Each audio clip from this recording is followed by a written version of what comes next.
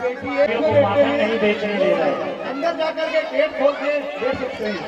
कहने का तात्पर्य है कि भगवान कहते हैं कि गौ माता की हम सेवा करते हैं,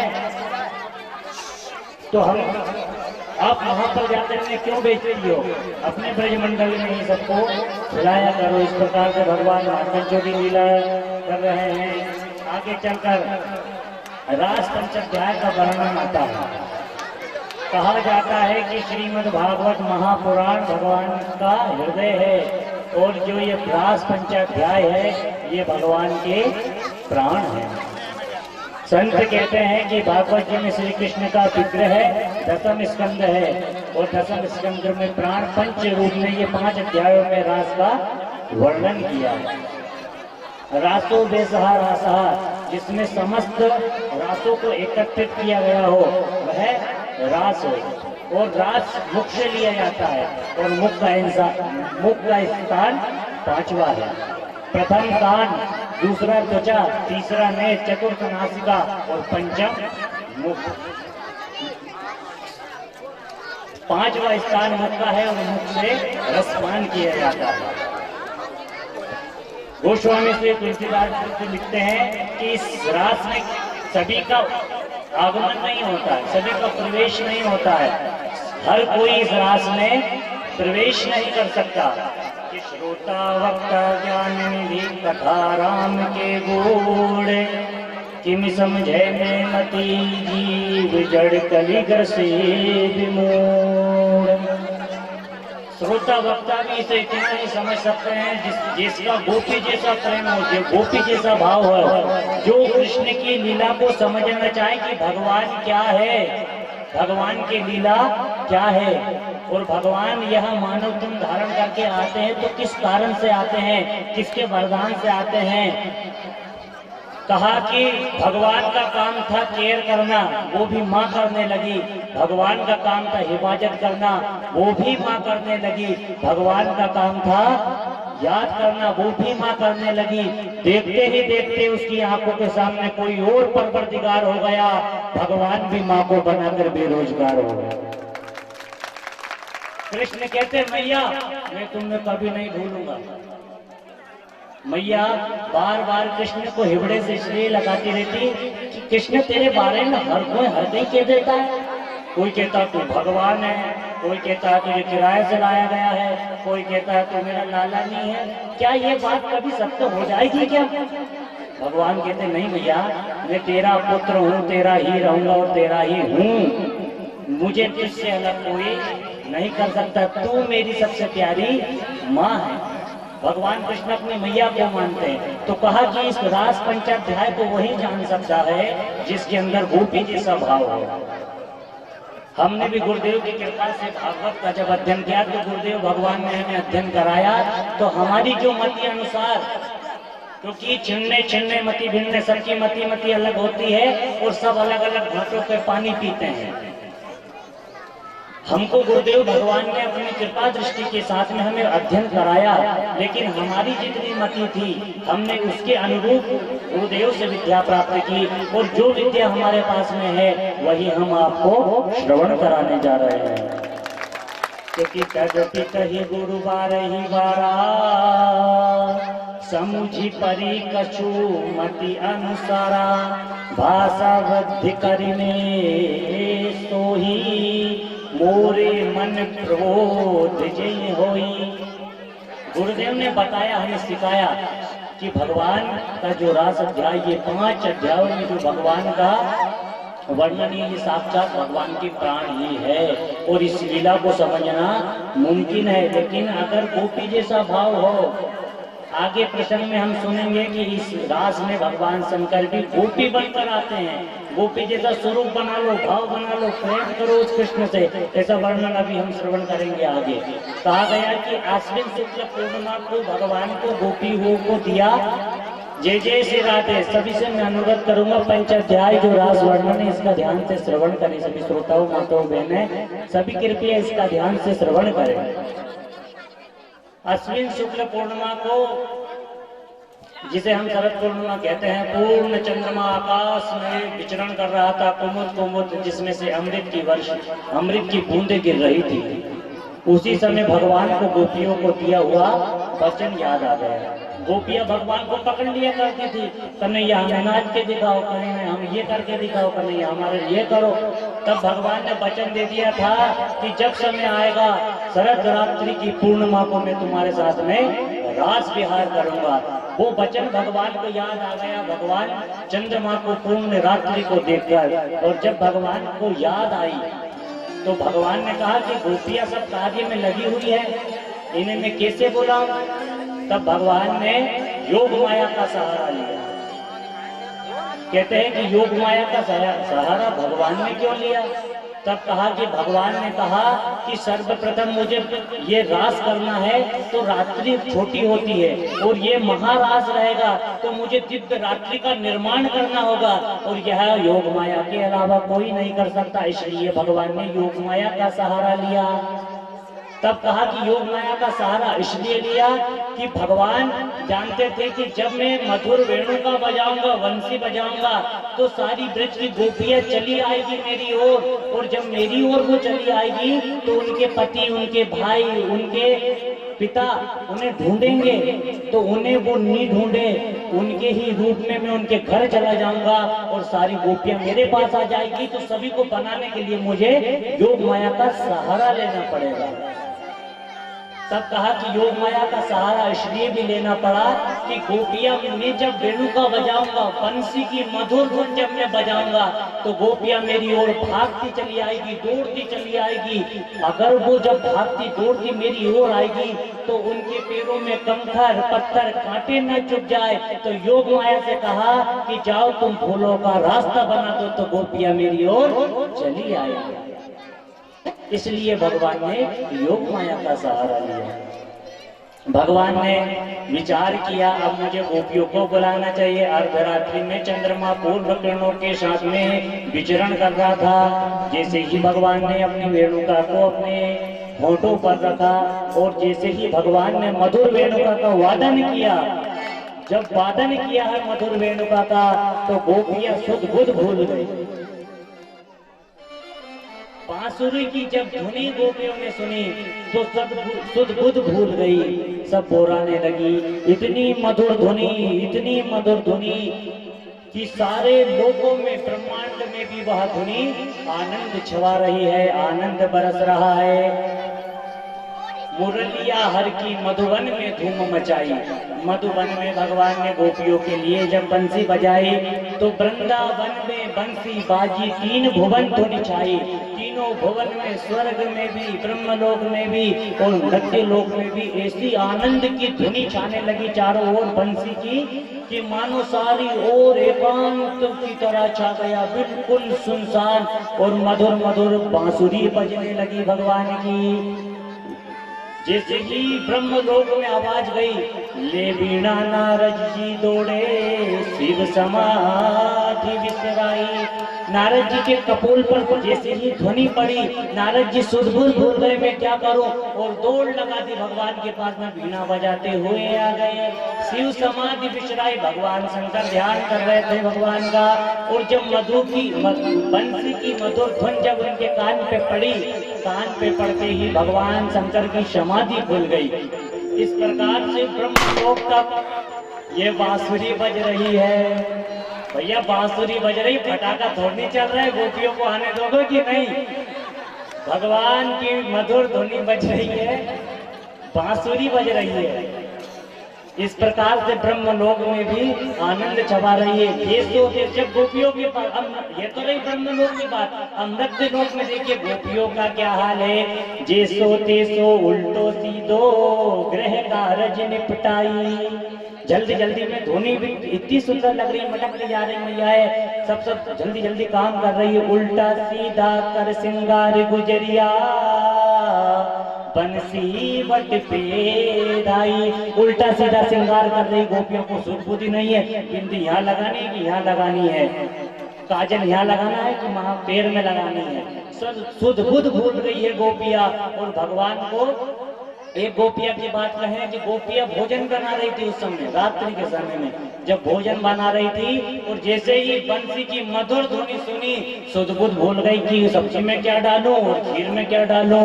खीर में नून, दाल में शक्कर, माखन में मिर्चाई, गाय को साग, ससुर को भूसी, ऐसी मती भोराई। एक गोपी सब्जी बना रही थी, दाल बनाते बनाते बंसी की धुनी कान पे पड़ी, लगा कि इसमें कुछ सफेद सफेद डलता है। शक्कर का डिब्बा भी वहीं रखा था, नमक का भी, तो दाल में उसने शक्कर डाल दी।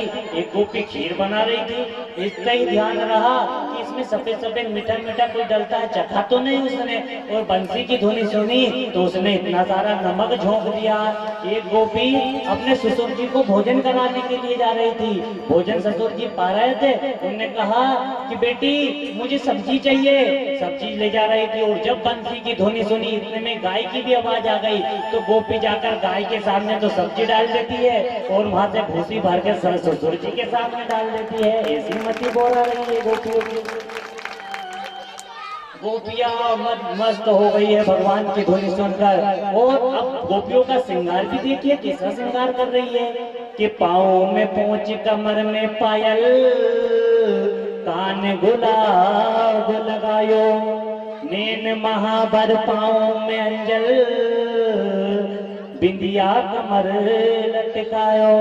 गोपियां श्रृंगार करना है भूल गई कि कौन वस्तु कहाँ पर स्थित की जाती है, प्रवेश कराया जाता है कौन वस्तु का कहाँ। पाँव में पहुंची जो मीना, जो पाँव में पहुंची जो पहनती थी उन्हें कमर में लगा रही है, कमर का करौंदा पहुंचियों में लगा रही है, अंगुलियों में बांध रही है। चलेगी कैसी देवी, युका बांध रही है ये।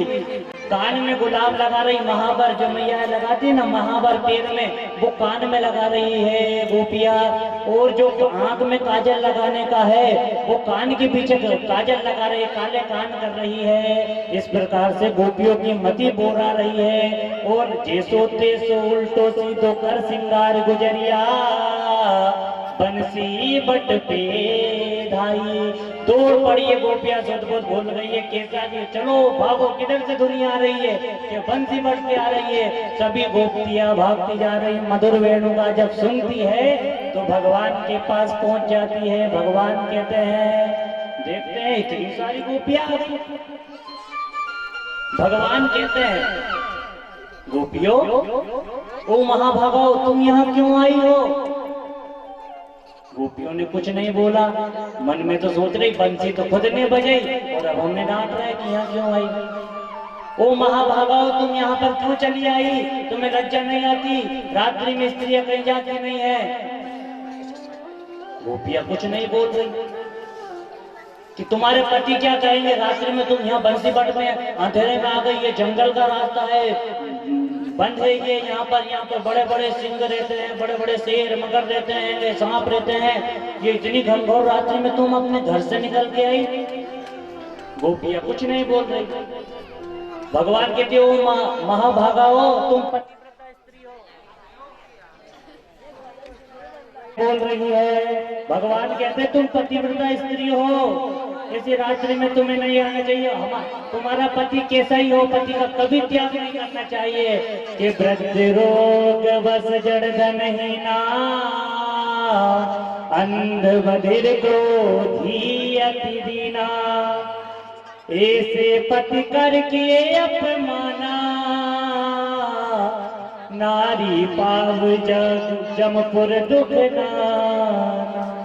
पति कैसा ही हो, वृद्ध हो, रोगी हो, जड़ धनहीन हो, धन से हीन हो, गरीब हो, मंद बुद्धि का हो, क्रोधी हो, ऐसे पति का भी अपमान नहीं करना चाहिए। और तुम पतिव्रता स्त्रियां अपने पतियों को, अपने बच्चों को, अपने माँ बाप को छोड़कर यहाँ चली आई। गोपियां कुछ नहीं बोली। तब भगवान कहते हैं कि तुम्हें क्या पतियों से तुम्हारे प्रेम नहीं है जो यहाँ चली आई तुम? तब भगवान कहते हैं, अब एक गोपी बोली कि बहुत देर से सुन रहे कान्हा की बात, अब मैं बोलती हूँ तब एक गोपी ने कहा कि एक पतिव्रता स्त्री की कहानी भगवान ने उसे सुनाई। पहले गोपियों को भगवान ने कहा कि पतिव्रत धर्म में इतनी ताकत होती है कि पतिव्रता स्त्री से अग्निदेव भी डरते हैं। एक बार की बात है, एक ब्राह्मणी अपने पति की सेवा कर रही थी। पतिदेव कहीं बाहर से आए, अपनी पति की जंघा पर सिर रखा और सो गए। पति जब सो गए तो बस सेवा करने लगी। सेवा जब करने लगी उसी समय उसका एक छोटा बच्चा था, वो वहीं पर खेल रहा था। पंडित जी घर पे एक हवन कुंड था, हवन कुंड जल रहा था। पति सो रहे थे उनकी गोद में। पति जब सो रहे थे, बच्चा खेलता खेलता अग्नि कुंड में गिर गया। ब्राह्मणी ने आंख बंद कर ली, कहा कि अगर मेरा पतिव्रत धर्म अगर सत्य होगा तो मेरे पुत्र को कुछ नहीं होगा। भगवान ने गोपियों से कहा कि पतिव्रत धर्म में इतनी ताकत होती है। उस पत्नी ने बाद में जाकर, ब्राह्मणी ने जब देखा तो बच्चा तो खिलौनों की तरह अग्नि में खेल रहा है, उसका कुछ नहीं हुआ। इतनी ताकत होती पतिव्रत धर्म में, पर तुम कैसी नारी है, कैसी गोपी है, यहाँ पर चली आई। अब ये गोपी का दिमाग खराब हो, उन्हें क्योंकि बहुत देर हो गई ये बात सुना। अब मैं सुना था मैं, उन्होंने कहा कि एक बात बताओ, पतिव्रता स्त्री अपने पति के साथ में रहती है और पति के पास में अगर धन नहीं हो, वो कमाने के लिए चला जाए, तो फिर पतिव्रता पत्नी अपने पति की किसी सेवा करेगी? तब कहा कि मूर्ति बना लो घर में, पहले अपने पति का सेवा पूजा करो, मिट्टी की मूर्ति बनाकर रखो, उसके सामने भोग लगा दो। पति को खिलाने के बाद खाओ, तो भोग लगा करके पति की सेवा करो जब तक पति घर ना आए। एक बार एक पत्नी का पति विदेश चला गया धन कमाने के लिए। वो कहा मैं पतिव्रता हूँ, मैं आपकी सेवा किए बिना कुछ नहीं करती। आपको सुलाने के बाद में सोती हूँ, आपके जगने से पूर्व में जग जाती हूँ, आपको आपके खाने के बाद में खाती हूँ, ये कैसे क्रिया हो गई? तब उन्होंने एक मूर्ति बना दी कि इस मूर्ति की क्रियात्मक तो सेवा करना, और सेवा जब करे तो इसको भोग भी लगाना, सब करना, और इसके बाद तेरा कार्य करती रहना। वो चला गया। जब चला गया वो जाने के बाद में एक दिन वह पतिव्रता स्त्री उसी मूर्ति की सेवा कर रही थी। मूर्ति की सेवा जब वो कर रही थी, उसी समय उसका गेट किसी ने ठकठकाया। गेट जब ठकठकाया, उसने कहा कौन? उसने कहा कि मैं तुम्हारा पति। कि मेरा पति? अच्छा। तो भगवान से गोपियों ने पूछा कि जब उसका असली पति सामने खड़ा है देवी पर सामने, तो वो उस मिट्टी की मूर्ति की पूजा क्यों करे? या मिट्टी की पूजा करना चाहिए कि असली जो पति आ गया? तब गोपी भगवान कहने लगे कि वो तो असली पति की पूजा करनी चाहिए। जब साक्षात पति आ गया तो मिट्टी का पति उसके तो जैसा है, उसका ही रूप बना के गया था, तो उसका गेट जल्दी से खोल के अपने पति को बिठाना चाहिए। तब गोपियां कहती है कि ये जो हमारे पति है ना, ये तो सांसारिक पति है, पर आप तो हमारे परब्रह्म परमात्मा साक्षात आप हमारे पति हो। कि जब आप हमें साक्षात मिल गए तो ये तो कुछ क्षण के लिए है कि ऐसे बर को क्या बरूं जो जन्मे और मर जाए। बर जन्मो गोपाल को चुनड़ो अमरे थई जाए। ऐसे गोपाल से मैं प्रेम करूंगी। भगवान चुपचाप रहेगा, बात तो सही कह रही है इनमें। तब भगवान के सभी गोपियों के साथ में रास कर रहे हैं। भगवान एक ही दो गोपियों के बीच में एक ही भगवान बन जाते हैं। सभी के गले में हाथ डाल डाल के, हाथों में हाथ डाल डाल के भगवान रास रचा रहे। यमुना जी के तट पर रास रचाते रचाते भगवान, कोई गोपी कहती है कृष्ण मेरा सिर दर्द कर रहा, भगवान उसका सिर दबाने लगते। कोई कहती मुझे पसीना आ रहा, भगवान हवा करने लग जाते। कोई कहती मेरा पेट दर्द कर रहा, भगवान पेट दबाने लगते हैं। इस प्रकार से सभी के मध्य में भगवान अनेकों रूप धारण कर के आ गए, सेवा करने लगे। सभी गोपियों को अहंकार हो गया कि भगवान तो हमारे बस में है, हमारे बस में भगवान है, हम जो कहती वही करते हैं, ये कृष्ण तो हमारे बस में है। अहंकार हो गया, और जब अहंकार हो गया तो भगवान अंतर ध्यान हो गया। गोपियां विलाप करने लगी, कृष्ण कहाँ गया, प्रीतम कहाँ गया, रोने लगी, विलाप करने लगी। विलाप करते करते ढूंढ रही है जब भगवान को, कहीं भगवान नहीं दिखा रहे, भगवान कहीं नहीं दिखा रहे, कहाँ गए भगवान? सब गोपियां देखती है कि भगवान के चरण चिन्ह दिखाई दे रहे हैं बालुका में, और चरण चिन्ह जब दिखाई दे रहे तो उनके पीछे पीछे गोपियां जा रही है। थोड़ी दूर तो चरण चिन्ह दिखाई दिए, फिर वहां से भी गाया पे आगे चलकर वो गोपियां पूछती है, तुलसी का वृक्ष लगा था, क्या तुलसी तूने हमारे प्रीतम कृष्ण को देखा है, वो कहाँ गया है? तब एक गोपी ने कहा कि ये हमें क्यों बताएगी, ये तो हमारी सौतन है, ये कृष्ण से प्रेम करती, इसके बंधन में भी तो कृष्ण है, इसके साथ में रहता है, हमें तो तुलसी क्यारा में सारा ग्राम के रूप में ये रहता है, ये हमें इसके अपने प्रीतम के बारे में क्यों बताएगी, ये तो हमारी सौतन है। तब आगे जाके गोपियां आंखों से आंसू दे रहे, रो रही गोपियां, विलाप कर रही, कृष्ण कहाँ गए, कृष्ण कहाँ गए, कृष्ण कहाँ गए। आगे जाकर देखते हैं तो एक गोपी बैठकर रो रही है यमुना जी के तट पर। देखते गोपी रो रही, ये कौन गोपी है। तब देखते हैं, कहा जाता है, संत कहते हैं कि वो श्री राधा रानी है। भगवान जब अंतर ध्यान हो गए तो राधिका उनके देह में रो रही है। और जब सब गोपियां ने एक साथ में रोना गाना प्रारंभ कर दिया, उसी से गोपी गीत बन गया।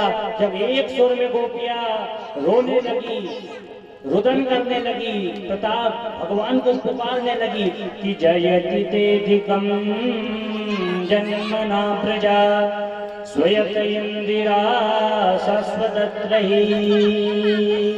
करुण पुकार में गोपियों ने जब गोपी गीत को गाया तो भगवान प्रसन्न हो गए, भगवान पुनः रास में आ गए। जब भगवान रास में आए, पार्वती मैया को पता चला भगवान रास में आए, भगवान रास रचा रहे हैं। तो भगवती माता पार्वती बढ़िया बढ़िया श्रृंगार करके रास में जा रही थी, रास में जा रही थी। भगवान शंकर ने सोचा हमारी लोग कहाँ जाए, देखो तो पूछा कहाँ जा रही हो देवी।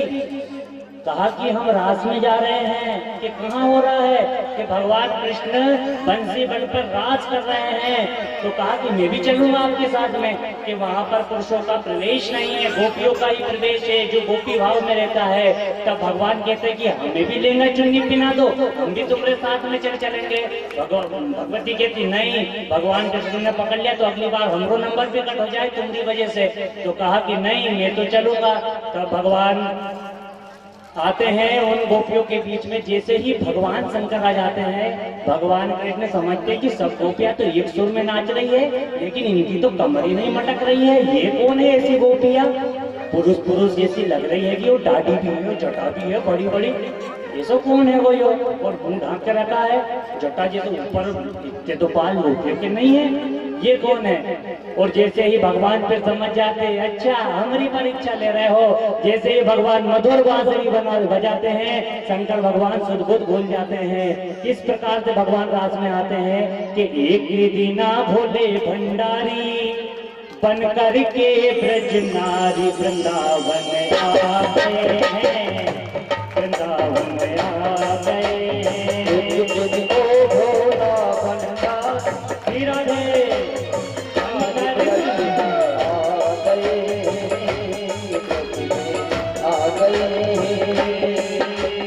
पार्वती थी मना के हार, पार्वती थी मना के हार, ना माने दुरारी वृंदावन आ गए हैं, वृंदावन आ गए हैं। ओ एक दिन ओ भोला भंडारी विरज में आ गए, विरज में आ गए।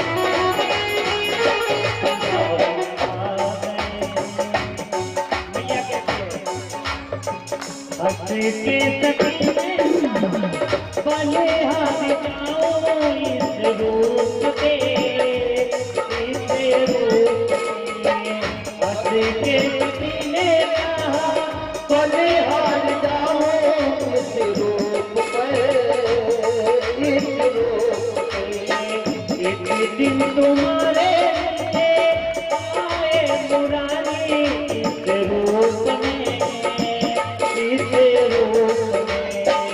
एक दिन तुम्हारे लिए आएंगे मुरारी इस रूप में किस रूप में मोहन रूप मोहन रूप बनाया मुरारी, मोहन रूप बनाया मुरारी, अब है तुम्हारी बारी रज में आ गए, सावन आ गए,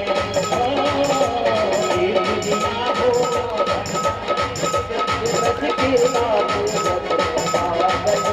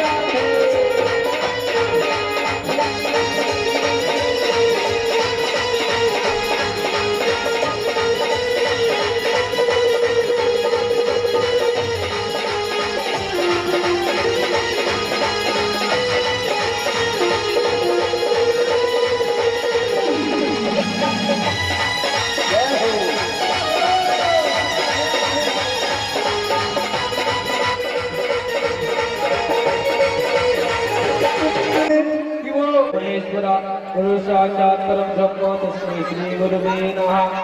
ओम भद्रंकर्णेभिः शृणुयाम देवा भद्रं पश्येमाक्षभिर्यजत्राः स्थिरैरङ्गैर्वायुगसनो विश्वसेमहि देवहितं सदायुः सतमिन्दुजरदो अन्तिदेवहितराजचक्राजरदन्तनो ब्रह्मपुत्रासो यदपितरो भवन्ति मानो मध्यारीरिकदायुर्गन्धौः आदितिर्द्यौरादितिरन्तरिक्षमदितिर्माता स पिता स पुत्राः विश्वेर्देवादितिः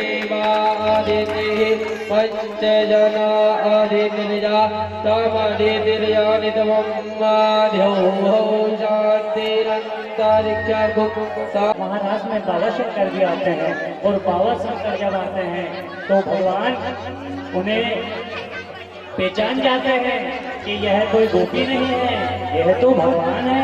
और जैसी बजाई बंसी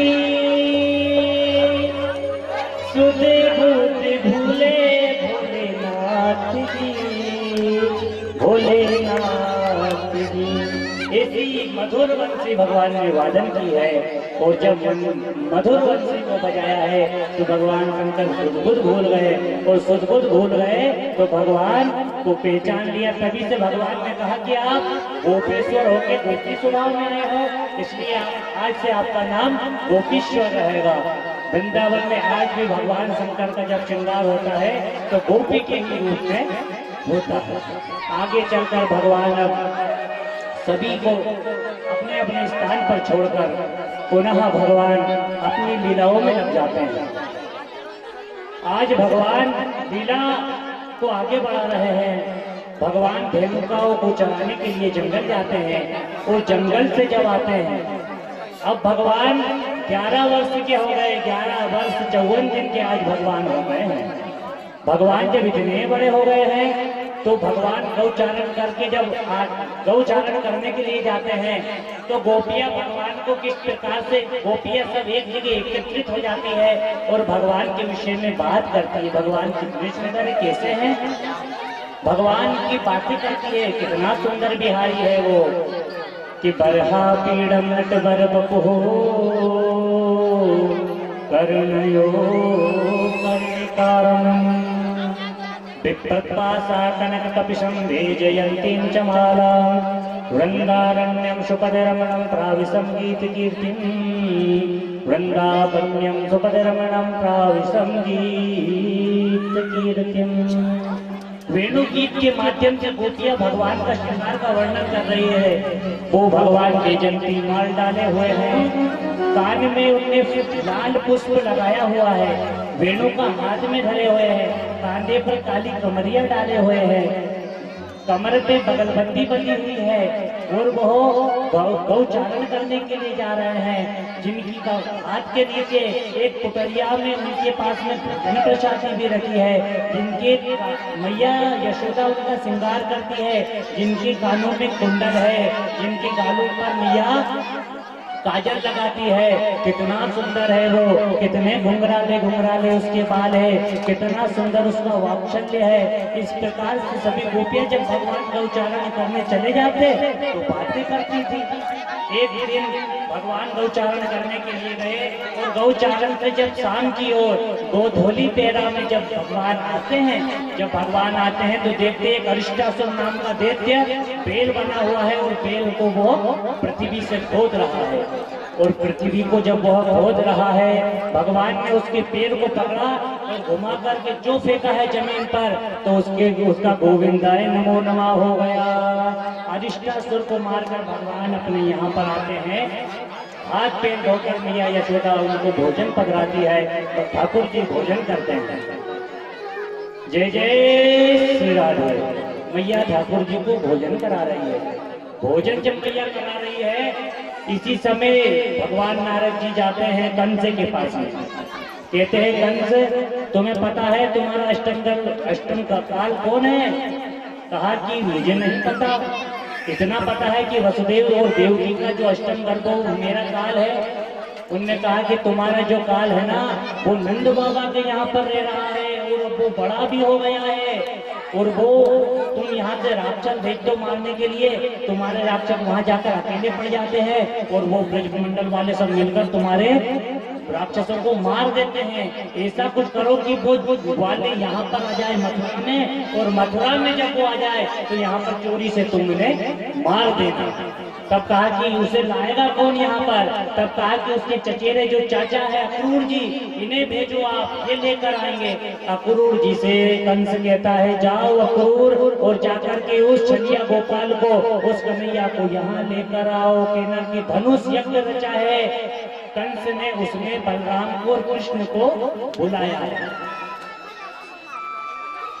अक्रूर जी जाते हैं, पहले मना करते हैं लेकिन सोचते हैं कि ये दुष्ट है, पापी है, अगर मैंने मना कर दिया तो ये मुझे भी मार देगा, इसलिए और भगवान के दर्शन की लालसा है हृदय में, भगवान के दर्शन करने के लिए जा रहे हैं। भगवान के दर्शन के लिए जब जा रहे हैं तो हृदय में भाव है, भगवान के कितने सुंदर सुंदर चरण हैं, भगवान के पाँव में कितनी सुंदर सुंदर पायल पहने हुए हैं, वो वेणुका का वादन करते हैं, वो गौ चारण करते हैं, वो मटकियां फोड़ते हैं, ब्रजमंडल में माखन चोरी लीला करते हैं। इस प्रकार से सुंदर दृश्य अपने अंतःकरण में आंख बंद करके बैठे हुए हैं। उन्हें सुधि नहीं रह गई है कि मैं कहाँ जा रहा हूँ, क्योंकि मथुरा से वृंदावन की दूरी 10 किलोमीटर की है।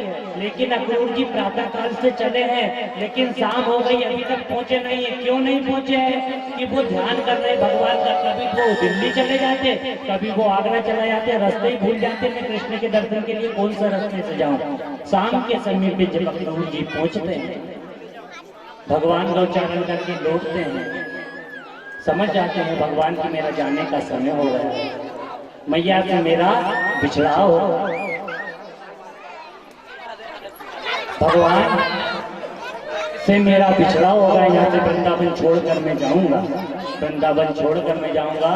अक्रूर जी से कहते हैं चाचा ये बात आप मेरी मैया यशोदा को मत बताना, क्योंकि वो प्रेमी है, हृदय की वात्सल्यता उसके अंदर इतना प्रेम, कभी कभी मैं कुछ कर देता है ना, अगर मुझे नजर भी लग जाती है ना तो वो अनेक ऋषियों को, अनेक ज्योतिषियों को बुलाती है और मेरी नजर झड़वाती है, कहती है मेरे लाला को कुछ नहीं होना चाहिए, और अगर तुम यहाँ से ले जाने की मेरी माँ से कह दोगे तो मेरी माँ का हृदय टूट जाएगा। अक्रूर जी मैं आपसे प्रार्थना कर रहा हूँ, मेरी माँ से आप मत कहना कि मैं कृष्ण को लेने आया हूँ। अक्रूर जी जा रहे हैं। अक्रूर जी ने नंद बाबा से स्वागत सत्कार कराया है, भोजन किया है। भोजन के बाद में नंद बाबा से कहा कि मैं कृष्ण और बलराम को लेने के लिए आया हूँ। कंस ने वहां पर धनुष यज्ञ किया है। नंद बाबा कहने लगे कि जब से मेरे पुत्र कृष्ण का जन्म हुआ है तब से उसके ऊपर आपत्ति ही आपत्ति आती रही है, और मुझे पता वो कंस ही उसके ऊपर आपत्तियां पे आपत्तियां भेजता रहता है। मैं वहां पर अकेला मेरे पुत्र को नहीं भेजूंगा, वो कृष्ण अकेला नहीं जाने दूंगा। और अक्रूर जी और क्या बात है, वसुदेव जी तो वहां पर स्वस्थ रहना। तब कहा कि वसुदेव जी को जब छोड़ दिया था कंस ने, अष्टम गर्भ के बाद में जेल से मुक्त कर दिया था, लेकिन उसे जैसे ही पता चला कि वसुदेव का अष्टम गर्भ कृष्ण के नंद बाबा के यहाँ पर रहता है तो उनने पुनः जेल में डाल दिया। नंद बाबा कहने लगे अक्रूर जी तुम्हारा दिमाग तो सही है कि क्यों कि कृष्ण मेरा पुत्र है, कोई वसुदेव का पुत्र नहीं है, उसके माँ बाप हम हैं, मैं हूँ और उसकी माँ यशोदा है। अक्रूर जी कहते हैं नंद बाबा सच्चाई छुप नहीं सकती झूठे असूलों से, तुम कितना ही प्रयास कर लो वो उसका ही अंश है, उसका ही पुत्र है, तुम्हारे यहाँ पर वो छोड़कर चला गया। नंद बाबा की आंखों से झरझर आंसू देने लगे, झरझर आंसू देने लगे, झरझर आंसू देने लगे। कहने लगे कि इसकी माँ यशोदा को मत बता देना, वो बूढ़ी माँ अगर ये से वचन सुन लेगी तो शायद उसके देह में प्राण रहे न रहे, वो तो प्राण ही छोड़ देगी। कि कृष्ण उसका पुत्र नहीं है, उसने 9 महीने उसके कृष्ण को जन्म नहीं दिया, किसी और को जन्म दिया था, पालन किया है, उसे आप मत कहना। मैया यशोदा जल लेकर आ ही रही थी और जब उन्होंने देखा कि अक्रूर जी ने कहा कि कृष्ण मेरा पुत्र नहीं है, तब मैया विलाप करने लगी। गेट के पीछे ही खड़ी हो गई मैया यशोदा और रोने लगी है। रोते रोते मैया यशोदा से कृष्ण कहते, मैया तू रो मत, मैं परसों आ जाऊंगा वापिस, कल जाऊंगा, परसों मेला देखूंगा और नरसों वापिस आ जाऊंगा। मैया कहती है, रे लाला ये अक्रूर तो कोई और ही बोल रहा है कि तू मेरा पुत्र नहीं है, क्या ये सत्य है?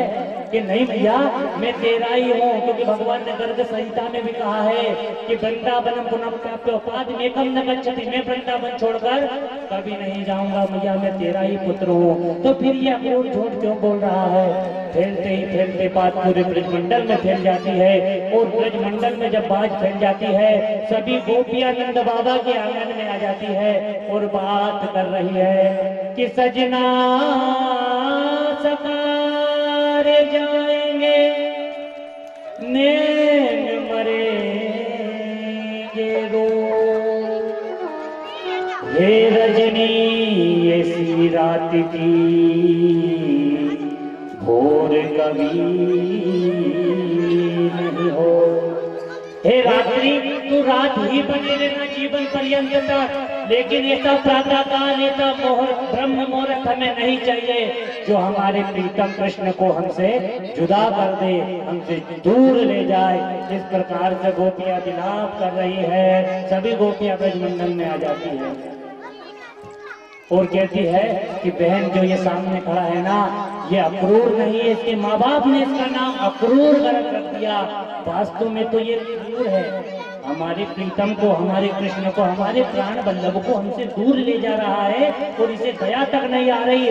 कैसे सारे ब्रजवासी रो रहे, मैया यशोदा रो रही, गाय बछड़े भी रो रहे हैं। उनको जब पता चला कि प्रातः काल कृष्ण हमें छोड़कर चला जाएगा तो रो रहे हैं झरझर।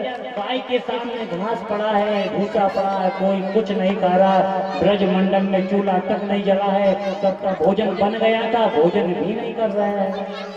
जब कृष्ण ही नहीं हमारे जीवन में तो हम ऐसे भोजन का क्या करें? ऐसे प्राण को देह में रखकर हम क्या करें? और विलाप कर रहे हैं, सब कह रहे हैं कृष्ण तो मत जाओ। मैया यशोदा भगवान से बार बार कहती है कि मैं कल प्रातः काल किसे श्रृंगार करूंगी, किसे माखन दूंगी? कौन मुझसे कहेगा मैया मुझे जल्दी तैयार कर दो, मुझे गौचारण के लिए जाना, मैया मुझे जल्दी माखन दे दो? कौन मुझसे कहेगा? कौन मेरी में से बात करेगा? मेरा यही बुढ़ापे का सहारा जो कृष्ण था वो भी मुझे छोड़कर जा रहा है। मैया यशोदा रो रही है। बूढ़ी माँ वो लकड़ी टेकते टेकते आती है, कृष्ण आंखों से रो रहे हैं कृष्ण भी कि मैया से अब मैं बिछड़ जाऊंगा और जानता हूं कि मैं अब लौट कर नहीं आऊंगा।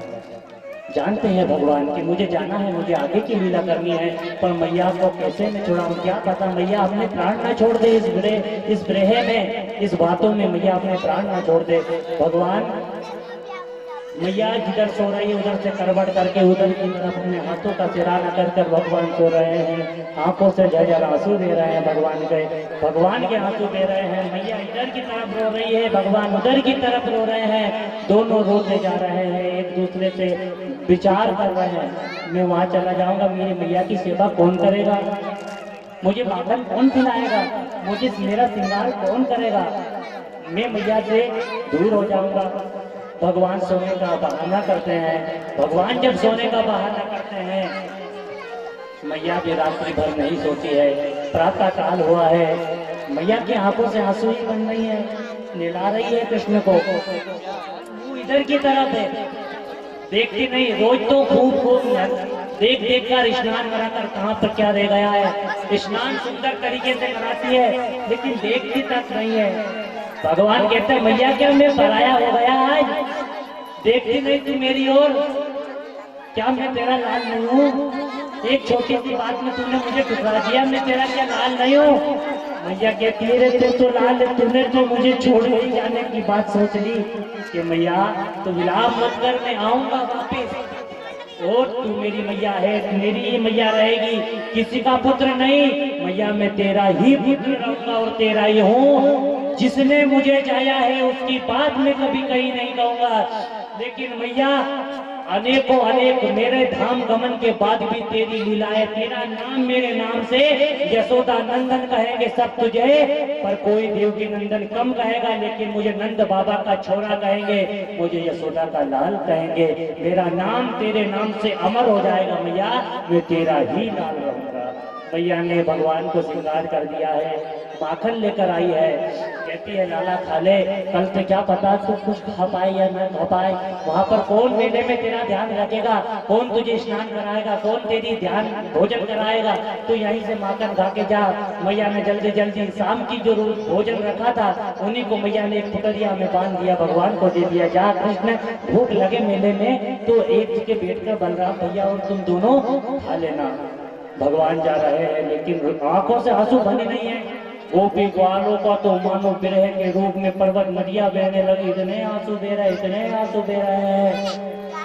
सभी को भगवान कहते हैं आप यहाँ से चले जाओ, मैं जाऊंगा।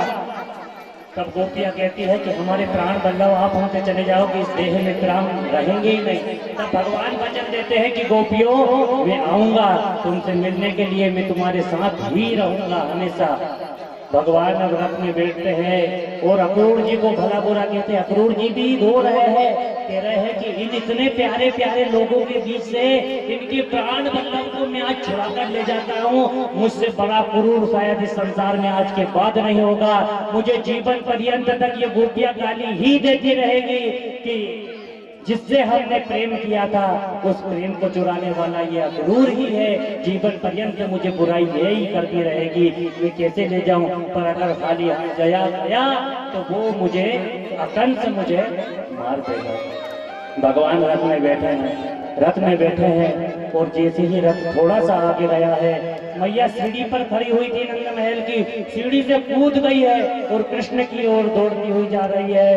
कहती है और कृष्ण रुक जाओ, कृष्ण रुक जाओ। भगवान देखते मैया आ रही है, तुरंत छलांग लगा देते, रथ से मैया से जाके हृदय से लग जाते हैं। मैया कहती है कि लाला अक्रूर ने आज बताया है कि तू देवकी का सुत है, लेकिन इस दासी ने जो कुछ भी, तू राजा का बेटा है, वसुदेव जी तेरे पिताजी राजा है मथुरा के, उनके पास में बहुत साम्राज्य है, तू यशोदा का लाला नहीं, तू देवकी का लाला है।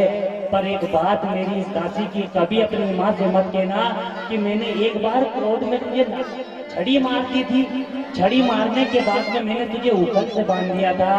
तू ये बात कभी अपनी माँ से मत कहना, नहीं तो वो कहेगी कि मैंने मेरे बच्चे को किराए पे दिया था और उस यशोदा ने ऐसा व्यवहार मेरे पुत्र के साथ में किया। भगवान कहते भैया भूल कर भी मैं तेरी लीलाओं को नहीं भूल पाऊंगा। बंधन में मुझे जो ब्रह्मा नहीं बांध सका, कोई ऋषि कोई महामुनि नहीं बांध सका, उस पर ब्रह्म परमात्मा को मैया तूने उखल से बांध दिया है, तू ही मेरी माँ है।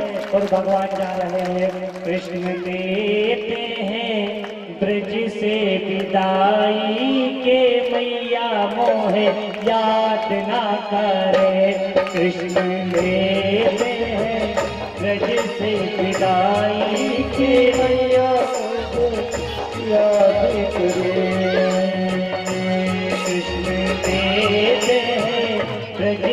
विदाई के मैया मोहे याद ना करें। कृष्ण देते हैं ब्रज से विदाई की मैया मोहे याद ना करें। धनुषिया की आई है खबरिया, जाना है मुझे मथुरा नगरिया। कोई कैसे कहे जुदाई के मैया मोहे याद ना करे। कृष्ण देते हैं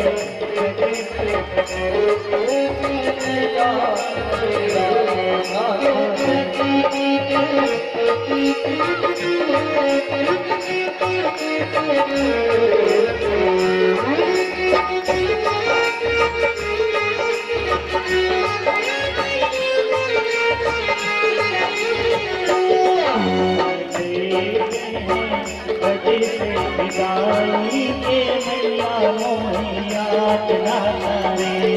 कृष्ण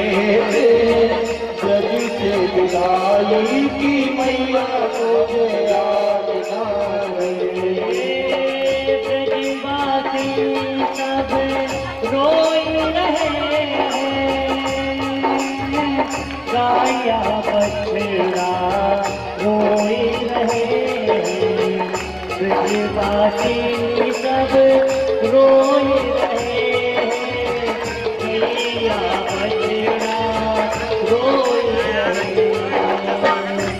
कृष्ण सहना सके जुदाई के मैया याद ना करे, कृष्ण से न सके जुदाई की मैया याद न करे। कृष्ण देते हैं ब्रज से जुदाई के मैया मोहे याद ना करे। ब्रज से विदाई की मैया मुझे याद न करे। तेरा है मैया मुझे याद न करे, मैया मुझे याद न करे। कृष्ण देते हैं ब्रज से विदाई की मैया मुझे।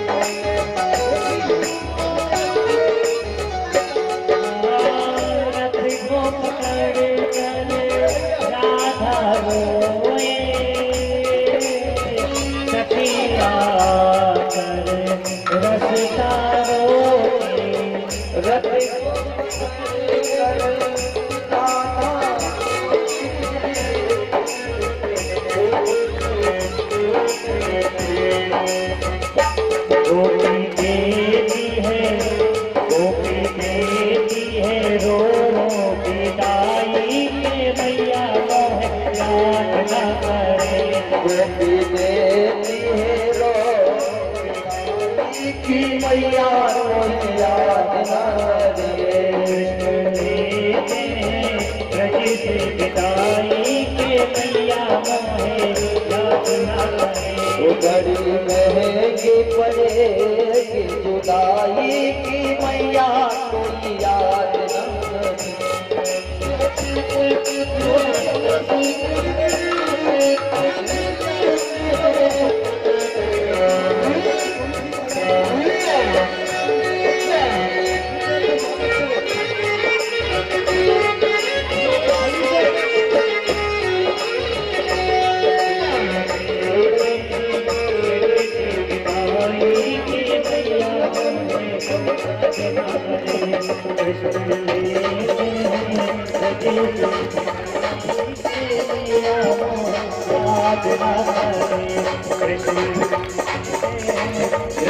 के जुदाई की मैया कोई याद न करे। ओ मैया कोई याद न करे। बोले भक्तवत्सल भगवान की जय हो। भगवान मथुरा गमन के लिए निकल जाते हैं। सभी ग्रह की आग में जल रहे हैं, सभी रो रहे हैं। हाँ, हमारे सीहोर से सोनी जी पधारे हैं, वो गुरुदेव का सम्मान कर रहे हैं, सीढ़ी पढ़ रहे हैं, चादर लाए हैं, माला लाए हैं। मैं सभी से अनुरोध करूँ कि सब इन सोनी जी का तालियों द्वारा स्वागत करिए भैया।